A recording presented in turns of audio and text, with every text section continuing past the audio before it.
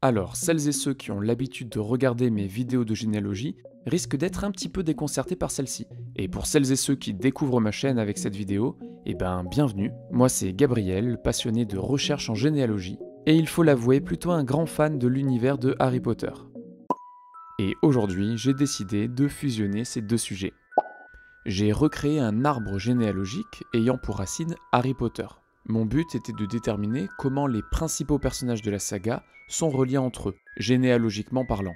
Cette fois-ci, je ne vais donc pas utiliser comme ressources les registres d'état civil, les recensements ou les actes notariés, mais les livres de la saga, évidemment, ainsi que certains éléments des films et toutes les infos que J.K. Rowling, l'auteur, a bien voulu nous transmettre sur le net et les sites officiels de l'univers. J'espère donc que vous allez apprendre des choses, même si vous êtes déjà fan. Quand on parle de personnages principaux, on pense tout de suite à Ron et Hermione. Il n'y a pas de lien de parenté direct confirmé entre Harry et eux, mais on peut quand même très vite les représenter sur un même arbre. Harry s'étant marié à Ginny, qui est la benjamine de la fratrie Weasley. C'est d'ailleurs apparemment la première fille dans la famille Weasley depuis 7 générations. Et on retrouve parmi ses 6 frères Ronald Weasley, alias Ron, qui lui a épousé Hermione Granger. Ils sont donc tous les 3 liés par alliance. Bon, j'aime beaucoup la famille Weasley, mais par souci de place, à partir de maintenant, je ne vais laisser que Ron et Ginny visibles. Dès le tout premier chapitre du premier Harry Potter, on apprend que les parents de Harry étaient James et Lily Potter. Lily a une sœur, Pétunia, qui est elle une moldue. Elle s'est mariée à Vernon Dursley, avec qui elle a eu un fils, Dudley, le terrible cousin avec qui Harry a grandi. Oui, je vais partir du principe que vous savez ce qu'est un moldu, et que vous connaissez l'histoire globale de Harry Potter. Tu es un sorcier, Harry. Passons du tout premier chapitre au tout dernier chapitre du dernier livre. Là, on y apprend que Harry et Ginny ont eu 3 enfants, James, Albus et Lily. On y apprend d'ailleurs aussi que Ron et Hermione ont eu 2 enfants, Rose et Hugo. Remontons maintenant la branche Weasley. Nous savons très bien que les parents de Ron et Ginny sont Arthur et Molly Weasley. Bon, jusque-là, normalement, rien de bien nouveau.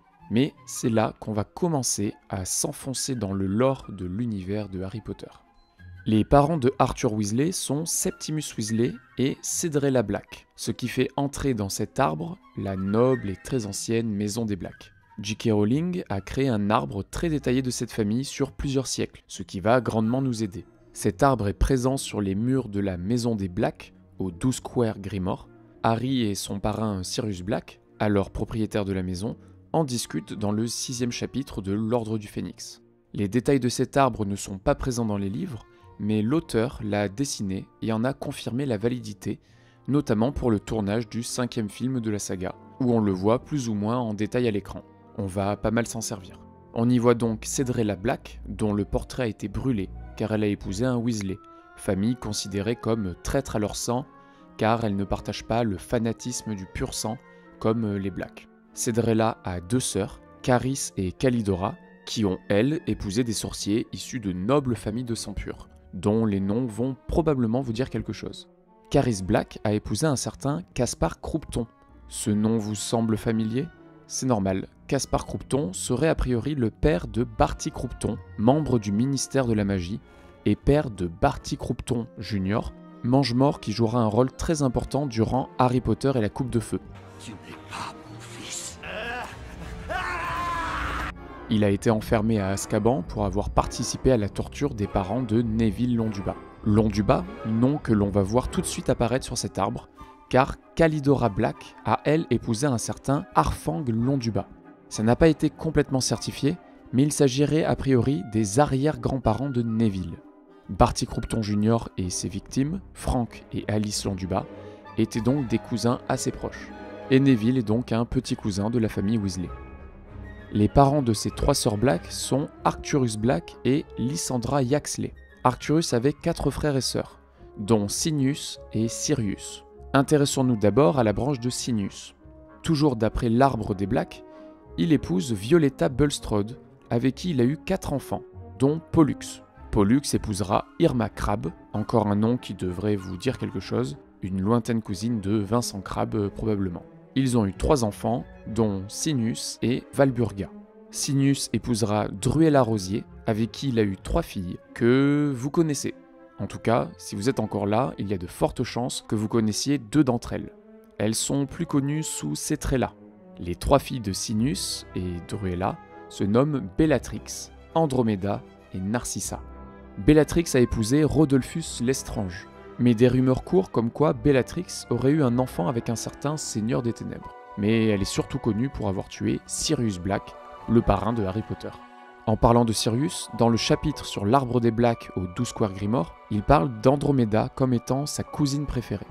Elle a elle aussi été brûlée de l'arbre des Blacks, car elle a épousé un sorcier d'origine moldue du nom de Ted Tonks. Ensemble, ils ont une fille, Nymphadora, que l'on connaît mieux dans les livres sous le simple nom de Tonks. Et vous avez dû reconnaître la Benjamine, Narcissa, qui a épousé Lucius Malfoy, avec qui elle a eu un certain Drago Malfoy. Drago et Tonks sont donc cousins germains, et Drago est un cousin éloigné de Neville et des Weasley. Bon, et où est Sirius dans tout ça? D'après les extraits des livres, il est cousin germain de Bellatrix et Narcissa, et cousin éloigné de Arthur Weasley. Remontons à Sirius Black, deuxième du nom. Celui-ci a épousé Esper Gamp, ils ont eu 3 enfants, dont Arcturus, troisième du nom, qui lui s'est marié avec Melania Macmillan. Ils ont eu à leur tour 2 enfants, dont un garçon nommé Orion, qui a épousé Walburga Black. Et tous les 2 sont les parents de Sirius Black, troisième du nom. Sirius est donc le grand cousin de Drago et Tonks. Nous avons ici ce qu'on appelle en généalogie un nymplex, une sorte de nœud dans l'arbre généalogique. En effet, 2 des arrière-grands-pères de Sirius étaient frères. Et c'est marrant parce que quand j'ai montré cet arbre, on m'a plusieurs fois fait la remarque « Oh, Sirius est un consanguin ». Alors oui, ça peut paraître surprenant, mais en fait, c'est très courant si vous faites de la généalogie de tomber sur ce genre de cas dans votre arbre. C'est même mathématiquement obligatoire au bout d'un moment. Les parents de Sirius sont parentés au 3e degré en droit canonique, c'est-à-dire selon la législation de l'Église en France. Alors certes, au Moyen-Âge et jusqu'à la Révolution, il fallait demander une dispense de l'Église pour pouvoir se marier avec ce degré, mais ce n'était pas rare. Et ils sont parentés au 6e degré d'après le droit civil, c'est-à-dire d'après la législation après la Révolution française, ce qui est largement autorisé.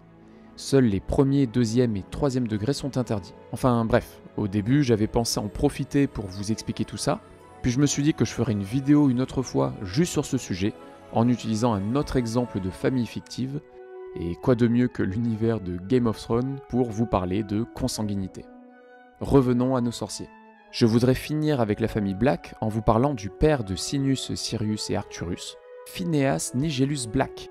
Sirius parle de lui comme le directeur le moins aimé de l'histoire de Poudlard. Son portrait animé joue un rôle assez important dans les livres, faisant notamment le lien entre le bureau de Dumbledore à Poudlard et le repère de l'Ordre du Phénix aux 12 Square Grimoire. Et si vous avez joué au récent Hogwarts Legacy, vous l'avez également vu. C'est en effet le directeur de Poudlard que l'on voit dans le jeu. Il est donc l'arrière-arrière-grand-père de Sirius, Barty Croughton Jr. et Ron, et l'arrière-arrière-arrière-grand-père de Tonks, Drago ou encore Neville. Bon, vous savez qui manque dans cet arbre? Oui, vous savez qui manque dans cet arbre. Autant il n'est pas possible de relier directement Harry à tous ces sorciers, en dehors de par son mariage par Ginny, autant il est possible de le lier par le sang à un certain Tom Elvis Jedusor. Pour cela, il va falloir remonter plusieurs siècles, leur lien étant quand même très éloigné. Repartons de James Potter, le père de Harry.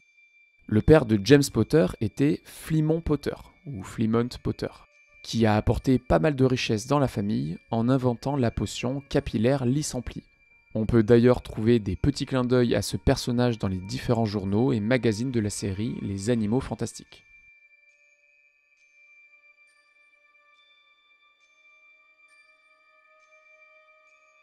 Son père était Henry Potter, membre du Magen Mago, le tribunal magique. Il aurait apparemment à cette époque, durant la Première Guerre mondiale, tenu tête au ministère de la Magie, qui interdisait aux sorciers de porter secours aux Moldus durant la Grande Guerre. Mais bref, on s'écarte du sujet. Si on remonte la branche des Potter sur de nombreuses générations, on arrive jusqu'à un Hardwin Potter, sorcier du XIIIe siècle. Celui-ci a épousé une certaine Yolande Peverell. Ce nom ne vous dit peut-être rien, mais si vous êtes fan de la saga, vous avez en fait déjà entendu parler de son grand-père, Ignotus Peverell. Qui est cet homme ? Eh bien, il s'agit de l'un des 3 frères de la légende des reliques de la mort. Ignotus et ses frères, Antioche et Cadmus, étaient donc les premiers propriétaires des reliques de la mort. Ignotus possédait la cape d'invisibilité, objet qui s'est transmis dans la famille de génération en génération, pour arriver donc jusqu'à Harry Potter. Cadmus Pévrel, quant à lui, possédait la pierre de résurrection. D'après ce qu'on apprend dans les livres, la famille Gaunt se transmettrait ce trésor familial sous forme d'une bague depuis des générations. C'est d'ailleurs l'un des objets que vous savez qui utilisa pour créer l'un de ses Horcruxes. Cela signifie donc que Elvis Marvolo Gaunt, propriétaire de la bague, en plus d'être un descendant du célèbre Salazar Serpentard, comme il ne manque pas de le rappeler sans cesse, serait aussi un descendant de Cadmus Pévrel. Elvis a eu 2 enfants, dont Mérope, qui utilisa la magie pour envoûter un moldu du nom de Tom Jedusor, avec qui elle a eu un enfant, Tom Elvis Jedusor, alias Lord Voldemort. Voici donc comment on peut relier généalogiquement, et de très loin, Harry Potter et Voldemort. Bon, j'aurais pu rajouter encore quelques personnages, mais je pense que c'est déjà pas mal. J'avais envie encore une fois de changer un peu de thème, et pour le coup, c'était bien différent de mes précédentes vidéos. J'espère que ça vous a quand même plu. Un grand merci à Adudude qui m'a à son tour fait un don sur Utip. Merci énormément. Si tu vois ça et que Harry Potter n'était pas trop ta tasse de thé, ne t'en fais pas, la prochaine vidéo sera de la bonne vieille généalogie. Pour ne rien manquer, n'hésitez pas à vous abonner, c'est gratuit et ça me donne de la force. À bientôt.